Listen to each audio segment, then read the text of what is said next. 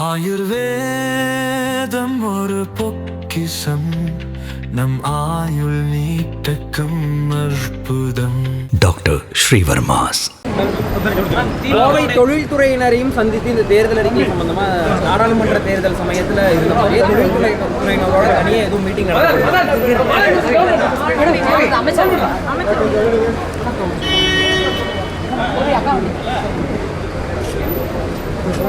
தொழில்துறையினருக்கு நீண்ட நாள் கோரிக்கைகள் நிறைய இருக்கு. தேர்தல் அறிக்கையில் இந்த தடவை கோவை தொழில்துறையினரை போன தடவை மாதிரி நாடாளுமன்ற தேர்தலின் போது அமர வைத்து பேசுவது போல அவங்களோட ஒரு ஆலோசனை கூட்டம் எதுவும் நிச்சயமாக கோவைக்கு தேர்தல் அறிக்கை குழு அமைச்சர் இங்கே இருக்கக்கூடிய நிர்வாகிகளிடம் கலந்து பேசி தேதியை முடிவு செய்துவிட்டு நிச்சயமாக இங்கே இருக்கக்கூடிய தொழில்துறையினர், அது மட்டும் இல்லாமல் விவசாயிகள் என்று பல்வேறுபட்ட தரப்பினருடைய கருத்துக்களை கேட்டுத்தான் இது முதலமைச்சர் எங்களுக்கு தந்திருக்கக்கூடிய அறிவுரை என்னவென்றால், இது மக்களுடைய தேர்தல் அறிக்கையாக இருக்க வேண்டும் என்பது அவர்களுடைய எதிர்பார்ப்புகளை சொல்லக்கூடிய ஒன்றாக இருக்க வேண்டும் என்பதுதான் கருத்து.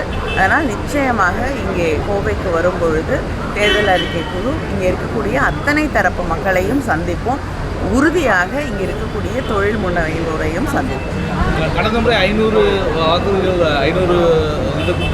இந்த முறை இல்லைங்க, மக்களுடைய தேவை என்ன என்பதை கேட்டு தெரிந்து கொண்டு எதையெல்லாம் செய்ய முடியுமோ அதை வாக்குறுதிகளாக தேர்தல் அறிக்கையாக உருவாக்க முடிவு செய்திருக்கிறோம். அதனால் எண்ணிக்கை அப்படிங்கிறதெல்லாம் கணக்கு கிடையாது. தமிழ்நாட்டில் கோவை வரைக்கும் சிறந்த மாநிலம், பாதுகாப்பு சிறந்த மாநிலம்ன்றது ஆற்காடு நவாப் காவைக்காடு பாராட்டியிருக்கிறாரு.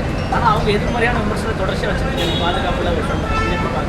அரசியல் காரணங்களுக்காக தேர்தல் நேரத்திலே பல பொய்யான விமர்சனங்களை சில பேர் வைப்பார்கள். அதுக்கெல்லாம் பதில் சொல்ல முடியாது. உண்மையான நிலவரம் என்ன என்று இங்கே இருக்கக்கூடிய ஊடகத்துறையைச் சேர்ந்த அத்தனை நண்பர்களுக்கும் தெரியும். அதனால் நான் இதுக்கு மேலே விளக்கமாக சொல்ல வேண்டிய அவசியம். மகளிர் அணி, இளைஞர் அணி, சிறுபான்மையினர் மக்கள் அவங்களோட ஓட் பேங்க் அதிக அளவில் திமுக இருக்கக்கூடிய ஒரு சூழ்நிலை. இளைஞர்கள் பட்டாலும் மகளிர் ஓட்டும் அதிகம் தாவேக பக்கம் போகிறதா சொல்லியிருந்தாங்க. நேற்று அந்த கிறிஸ்துமஸ் விழாவில் சிறுபான்மை மக்களர் ஓட்டும் அதிக அளவு அவங்களுக்கு வரும் அப்படிங்கிற மாதிரி ஸ்டேஜ்லேயே அவங்க பல இல்லைங்க, யாருக்கு எந்த வாக்குகள் எப்படி போகுது அப்படிங்கிறது தேர்தல் முடிந்த பிறகு உங்களுக்கு மிக தெளிவாக தெரியும்.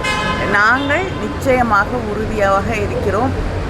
அடுத்த முறையும் நம்முடைய திராவிட மாடல் ஆட்சி தொடரும். முதலமைச்சர் தளபதி அவர்கள் முதலமைச்சராக தொடர்வார்கள் என்பதிலே எந்த சந்தேகமும் இல்லை. தேர்தல் அறிக்கையில் ஒவ்வொரு முறை கதாநாயகனாக இந்த முறை எப்படி இருக்கும்?